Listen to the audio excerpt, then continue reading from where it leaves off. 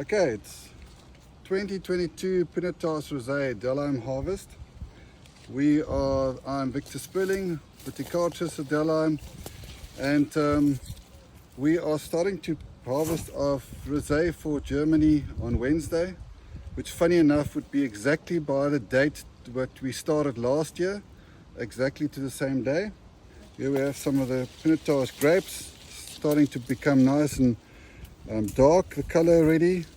Because we're making rosé, we don't want them very ripe. We only want a slight color, therefore we're picking it quite green. That's why we always pick our rosé grapes, the Pinotage grapes, quite early. These grapes at the moment have a 19 Sperling sugar, and for making a light colored rosé with a low alcohol is perfect for the DELHEIM style that we make.